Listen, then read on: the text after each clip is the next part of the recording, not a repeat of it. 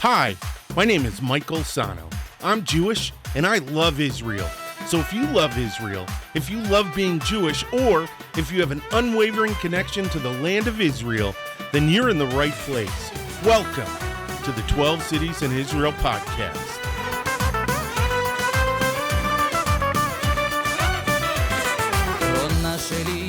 Shalom, shalom, shalom. Hey, what's going on? What's going on? What's going on? My name is Michael Sahno, and welcome to this episode of the 12 Cities in Israel podcast, the only positive podcast about the people, the food, the culture, and the history of the state of Israel. Hey, if this is your first time watching, don't forget to hit the like button, the subscribe button, and the notification bell. And if you want to take us with you, you can find us on SoundCloud, iTunes, Google Podcasts, Stitcher, TuneIn, and on Spotify. And as always, this episode is brought to you by the 12 Cities in Israel Modern Hebrew Flashcards. The best way to learn Hebrew, the best way to brush up on Hebrew. They're available on Amazon for Kindle. If you don't have it, you can get it downloaded you can get the app on Android, iPhone, iPad, Mac, PC, and you can download it. The description's below, the link's below in the description. Wow, fumbled that one a little bit. Hey, welcome back to the show. All right, so we're going to continue on with a city that I am in love with, Yaffo, and this is part 2. This is the modern city. And where do we start the modern city? We start it with, usually on this show, we start it with the establishment of the state and the subsequent war that followed. All right. So as you know, Yaffo, this is the best description I can give you of it. It is the oldest port in the country. I'm pretty sure it's a southern port. It's the oldest port, and it is famous for its association with the biblical stories of Jonah, Solomon, and for Christians, for St. Peter, as well as the mythological story of Perseus and Andromeda. And it is a magical Mediterranean port city that has seen the footprints of every major and minor empire in the region. So, as I said, we start off with the War for Independence. We end with the Mandate. And I'm going to run right into that. And in 1947... the UN Special Commission on Palestine originally recommended that Yaffo be included in the portion to be assigned to the planned Jewish state. The commission quickly backpedaled, though, due to the large Arab majority, and as logistically flawed as this proposal was, they instead designated Yaffo as a part of the proposed Arab state in the 1947 UN partition plan for Palestine. I mean, think about it. It is right smack in the middle of the land that was supposed to be apportioned to the Jewish state. So it was almost untenable from the start. Now, regardless of the fact that the UN Commission took the Arab population into account, the Arab Higher Committee declared a 3-day strike and public protest to begin on December 2nd, 1947. And following the passing and the public release of the UN partition resolution. These protests, though, they quickly devolved into violence. And outside of the personal safety of its citizens, the city of Yaffo also had concerns with regard to the protection of their citrus fruit export trade. Now, this is really important. I found out in the research how important this, Yaffo oranges. They're generate a lot of money for both the Arab community and the Jewish community at this time. These concerns were put to rest, though, by a bilateral orange picking and exporting agreement that, although was not a formal agreement, it kept trading for all parties involved. And that's, it's funny. Everything goes BS crazy, and they're able to still come together to do this. It's what do you call it? It's both sides of it are just, it's interesting, silly, confusing, but at its core, pretty cool that they were able to do this. I don't know. So, in the lead up to Israel's war for independence, at the very beginning of 1948, the Muslim Brotherhood, who was out of Egypt, I don't know if you guys know that, had a company of approximately 400 fighters in place in Yaffo in preparation for what they saw as the eventual hostilities. Now, while their main purpose would be to engage with Israel's forces in the upcoming conflict, until then, they spent the majority of their time, it was reported, harassing the local Arab and Jewish population as they waited for the fighting to kick off. So that's one thing that's kind of interesting, is Egypt and the Muslim Brotherhood, they saw the Arabs in the region, in the Levant, in what would become Israel, as tools. What the Arabs in Mandatory Palestine as tools for getting whatever they wanted. So it sucks. Basically, it sucks for the Arab population there, but by the same token, the Arab population went in full, they put all their cards down and said, yeah, let's do this. So on the 4th of January, 1948, the Jewish paramilitary group Lehi detonated a truck bomb outside of a building known as the Saraya, which was the former Ottoman administrative building in Yaffo that at the time housed the Arab National Committee. So this is important. It wasn't a far walk. They weren't talking to the Arab National Committee and they were kilometers, miles away, or in another country. They were right there in Yaffo.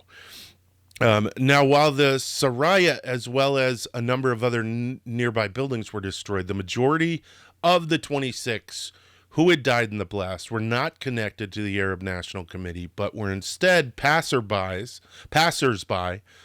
as well as the staff of a food distribution program for poor children that was also in the same building. And luckily, children were not present during the attack since it took place on a Sunday. I don't know if any children were hurt. I'm just saying that in this instance, at that office, that wasn't the case.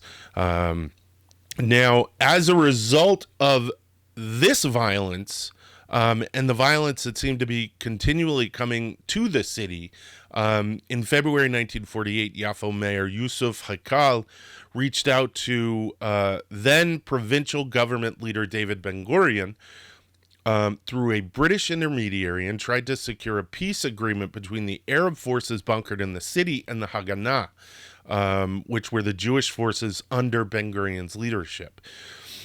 Now, this attempt at peace failed, though, due to the strident opposition from the commander of the Arab militia in Yaffo, and a course was set for eventual confrontation between Arab and Jewish forces. And I have to be honest, I think that's what Lehi wanted. I think that's why they destroyed the Saraya building, because it put David Ben-Gurion in a position where he would eventually have to fight the Arabs.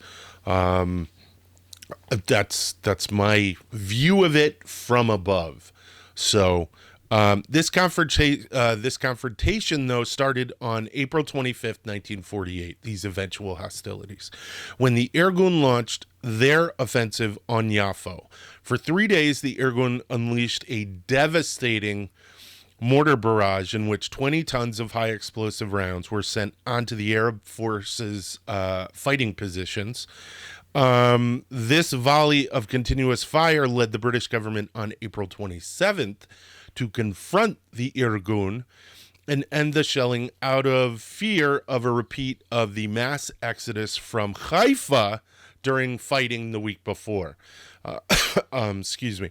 The British were successful in getting the Irgun to end the mortar fire, but unbeknownst to the British, at the same time as the Irgun offensive, the Haganah had launched Operation Chametz, a combat operation that overran the villages to the east of Yaffo and cut the town off to supplies and reinforcements from the interior.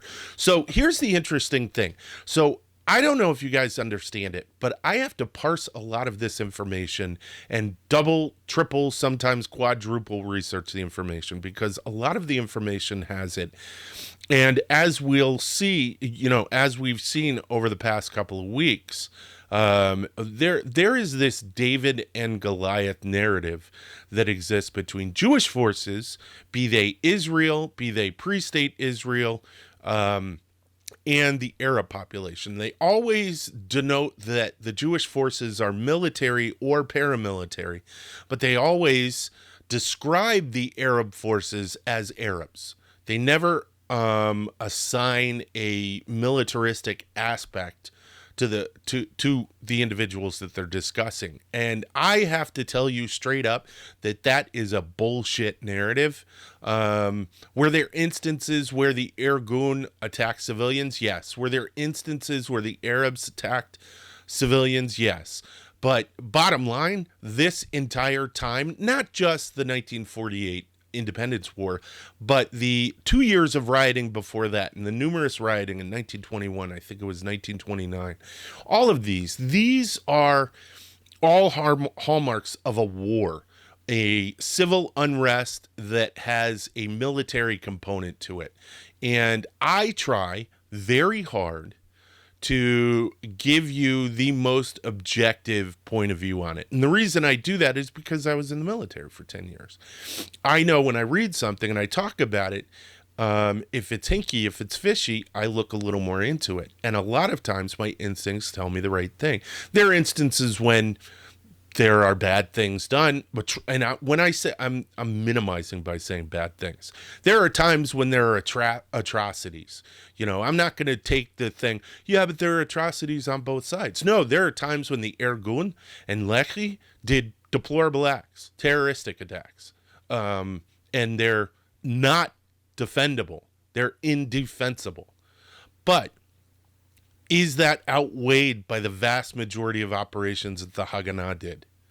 Is that outweighed by the response of David Ben-Gurion and Moshe Dayan in corralling the Irgun and Lehi? Yeah, I think so. If you don't agree with that, that's your position. That's your right. But that's what I'm trying to give. There you go. All right, so what do we have? We have Yaffo has now been cut off. Let me take a quick sip of coffee. Peter J. Hatz, this is for you. All right, so sorry about that. I'm not sorry about it. I'm sorry for deviating from the story, but I thought it was really important to put that perspective out there. And there you go. So we're at the end of what would be called the siege of Yaffo by Jewish forces during the War for Independence. Now, the population of Yaffo on the eve of the Irgun attack was between 50,000 and 60,000, with some 20,000 people already having left the town before the attack. And by April 30th, there were 15,000 to 25,000 people remaining. And in the following days, a further 10,000 to 20,000 people fled by sea. It's a port town. Now, when the Haganah finally took control of Yaffo after the city's surrender on the 14th of May, the population had dwindled to around 4,000 people. I think it was actually, I read a number, it was 3,800, a little more than 3,800. Now, during the months of fighting, Yaffo had been left in ruins, and the houses that remained and the numerous warehouses that sat along the harbor had mostly all been looted. Now, I don't know if you guys listened to the last one, but right before, during the Arab Civil War, the Arab unrest that occurred before the war, We're talking about, like right around during the Mandate, basically. The British destroyed from north to south an entire row, and I'm talking a huge row of homes from border to border in the city. And they also did it from, I think it was east to west. So Yaffo was in shambles. Now, eventually, with the end of the war, peace again returned to Yaffo, and with it, so did some of its residents. Since the riots of 1921, 1929, and 1936 through to 1939, Jews had begun an exodus out of Yaffo. And by the end of 1947, Jewish properties had been entirely abandoned. It was only after the State of Israel was founded that Jewish immigrants again returned to settle in Yaffo.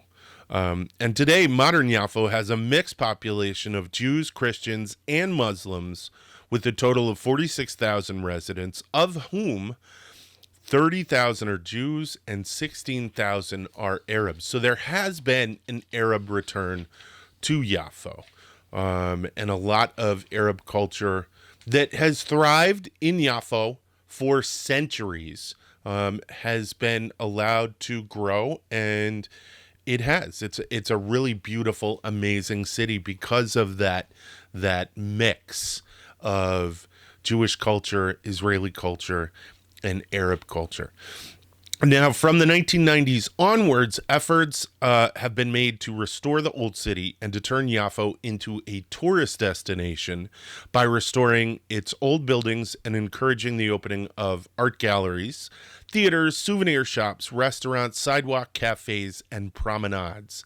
And many artists, a friend of mine has also done this, have moved their studios from Tel Aviv to the old city, as well as to the Yaffo port, the American-German colony, and the flea market areas. The municipality of Tel Aviv-Yaffo is also currently in the process of beautifying and modernizing Yaffo's port area and promenade. So this is one of the things that I left out. Yaffo is part of, it's not its own city anymore. It is Tel Aviv-Yaffo.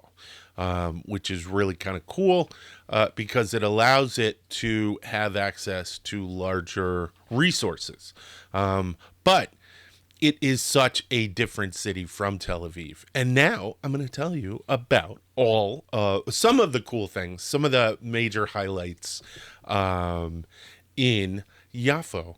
So the first one that I'm going to tell you about is the Yaffo Theater, which is basically, the best way to describe it is a stage for Arab Hebrew culture. And this the award-winning Yaffo Theater offers something quite special and quite rare, a stage for Arab Hebrew culture. Now, inside the multi-arched building in Old Yaffo is a space that invents its own unique theatrical language to challenge the cultural divisions that have been drawn in the past.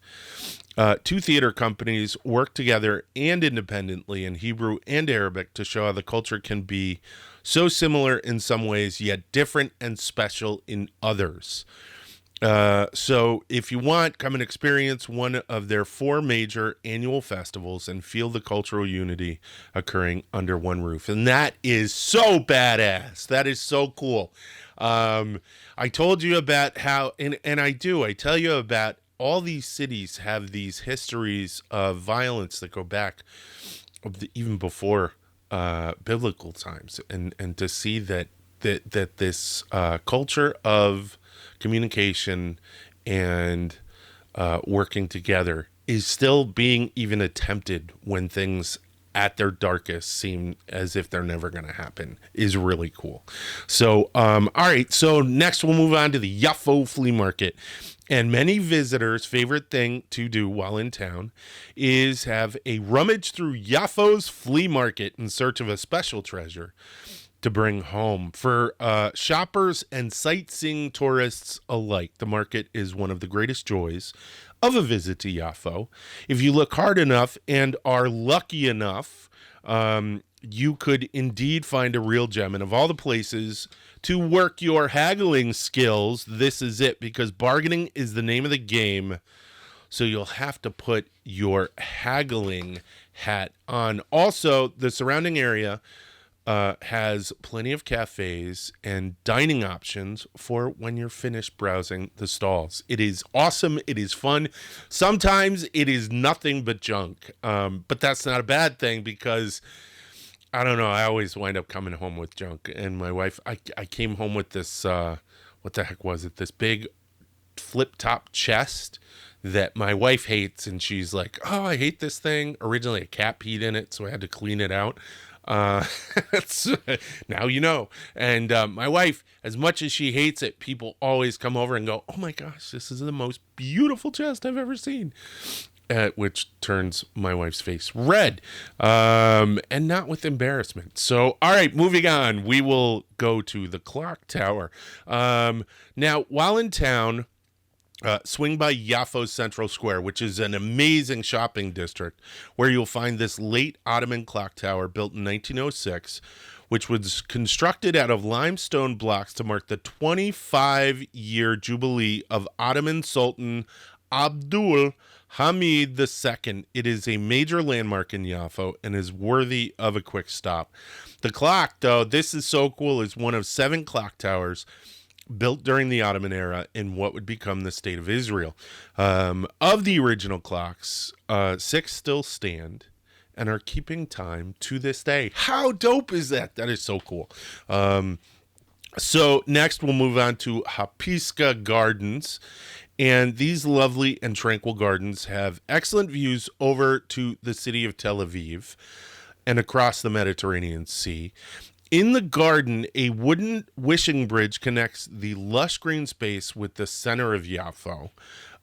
Excavation work by archaeologists in the area has discovered different historical eras of the city, including a 6-meter thick wall from the Hyksos period, 18th to 16th century BCE, so that's a Greek period, and a town gate bearing the name of the Pharaoh Ramses II, 1290 to 1224 BCE. That's so crazy. You can literally touch that, and you're touching something that someone thousands of years chipped away. That blows my mind how you can bridge the gap of time like that. I'm going to have another sip of coffee. Give me 1 second. I love Yaffo. So, what's next? Oh, the Old Yaffo Visitor Center. So, a visitor center and an archaeological site all in one. The Old Yaffo Visitor Center has set up shop in an ancient chamber off the main square where you can find information on tourist attractions and things to do in town. You can browse Greco-Roman ruins and take a look at the small museum all at the same time. Now, there's also a worthwhile audio-visual presentation here on Yaffo's extremely long history, which gives an overall picture of the town and the major events that have shaped it across the centuries. Or you can listen to my history of Yaffo. No, you should go there, though. That is a really great place. I went into there with my wife. It was amazing. And speaking of history, the Great Mosque is there. And the Great Mosque, also called the Mahmoudiyeh Mosque, was built in several stages. But much of the construction you see today was carried out in the early 19th century by the Ottoman governor of Gaza and Yaffo. The most unique part of this building's architecture happened due to a mistake. I love this. Builders who were working on the mosque reused antique ancient Roman columns from the sites of Ashkelon and Caesarea. So they went to the ancient sites of Ashkelon and Caesarea during construction, but mistakenly, when they installed them, they set them upside down with the capitals, which are the tops of the columns, at the foot. So they're upside down columns in the Great Mosque. I think that's awesome. I think it's hilarious, because I don't know. It would be the same thing for a cathedral if they put them in upside down. It's no. I think it looks right. Let's go. Yeah. Oh no, that looks perfect. And then find out 100 years later. Oh crap. So check it out. So next, we have the Ilana Gore Museum, and the Ilana Gore Museum is located in the heart of Old Yaffo, in an impressive restored mid-18th century home that once served as a traveler's inn for pilgrims making their way to Jerusalem. The building, which is also the artist's home, houses the collection of Ilana Gore, including sculptures, jewelry, furniture, and clothing, along with items she has collected over the years. The collection is eclectic and contains the artist's own work, which is very cool, as well as artistic works from across the world. And also, the balcony offers amazing views of the sea. All right, moving on. What's next in Yaffo? Well, it is St. Peter's Monastery. Now, if you've ever been to the top, that big church at the top of Yaffo, right above the harbor, is St. Peter's Monastery. And it is a Roman Catholic church built in Baroque style. It was constructed in the late 19th century on top of a 13th century Crusader castle, which was in turn built on top of the original settlement's Acropolis. Now, today it is one of Yaffo's most well-known landmarks. The name of the monastery is in honor of the Apostle Peter's visit to Yaffo. From the courtyard here, a staircase leads down to the vaulted chambers of the Crusader castle. That's so cool. The church is open daily to casual visitors, and although it is not particularly old, it's well worth viewing the interior. It's well worth viewing the interior decoration with its lemon and blue frescoed ceiling. And Abraj, which is my favorite restaurant on the planet, is right there. And it's right next door. So you definitely have to go to this site. All right, next we have to bring you to the biggest thing, and that is Yaffo's harbor. And Yaffo has been a place of importance from the second millennium BCE onwards, and was once a major port, as I told you, for trading merchant vessels. Today it is not. Oh, today it is a sleepy place for pleasure boats and little fishing vessels. And it's a good place to come for photos, particularly in the early evening when the light is at its softest. Around the harbor are rocky cliffs where, according to Greek legend, Andromeda, the daughter of the mythical founder of the town, was chained until her release by Perseus. Now, that is the driest description of what is the most amazing, one of the most amazing places in Israel. It is a beautiful walk. There are seagulls everywhere. You can see the water. There's a big breakwater at the end of the harbor between the Mediterranean and Yaffo. There are restaurants all around. All you can smell is amazing food. If you don't get a picture there, you've wasted your trip. It's absolutely amazing. There are boat rides that you can get. You can pay for a boat ride to go around the harbor and to see Tel Aviv and Yaffo from the Mediterranean. What else? There's musicians all over the place. There are crafts and stuff. We have this beautiful hanging wind chime Khamsa that we were able to get there. It is one of the most beautiful places on the planet, not just in Israel, but on the planet. All right, so is that the end? No, because what would my modern city be without me telling you about a beach, if the city has it? All right, so yes, Yaffo does have a beach, and I am happy to tell you about it. Now, it is Givat Aliyah, a Jami beach, and this is a breathtakingly beautiful beach. White silky sand, turquoise water, amazing views, and one great restaurant facing the beach. Here you can find a mixed culture of locals from Yaffo, visitors from Tel Aviv that came here to escape, and visitors who came to escape Tel Aviv's hustle and bustle. So it's sort of a hidden gem. Now, if you're searching for a more private place on the beach, go to the southern part where you'll find a truly romantic strip. That's what it's written. Truly romantic strip. Now, at the entrance of the Ajami Beach, there is an excellent Mediterranean restaurant, Cassis. And the two best things about this restaurant are its location right on the beach.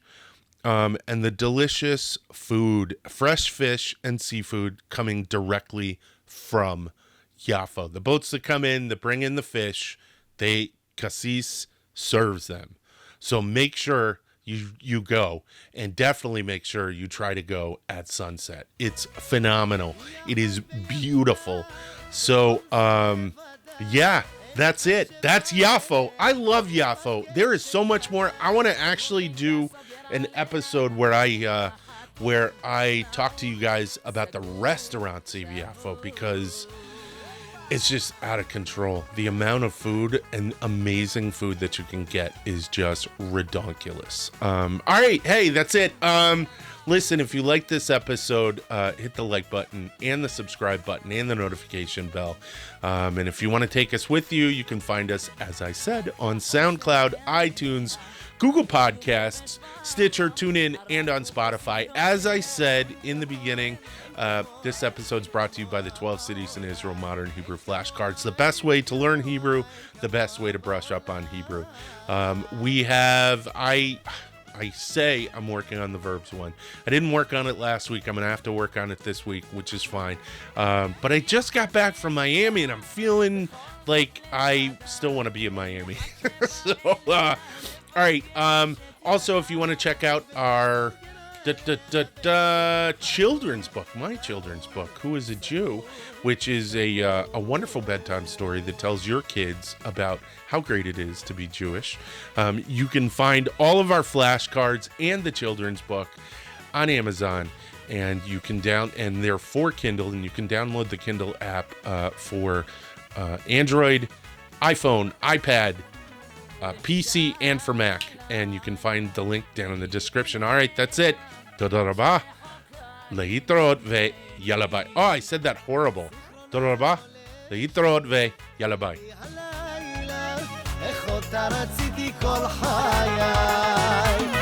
ידי בידה ולאור ירח עוד יאיר לי כוכב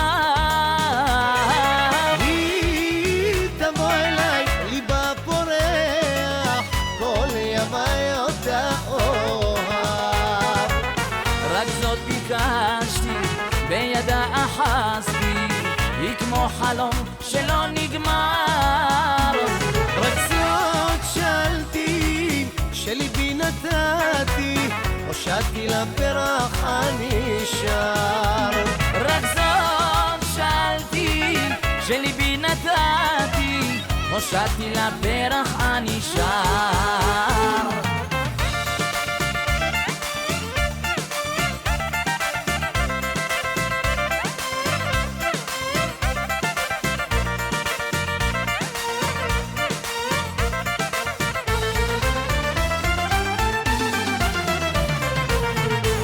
ציפור נודדת מחפשת מולדת על ענף עץ בטוח התיישבתי לנוח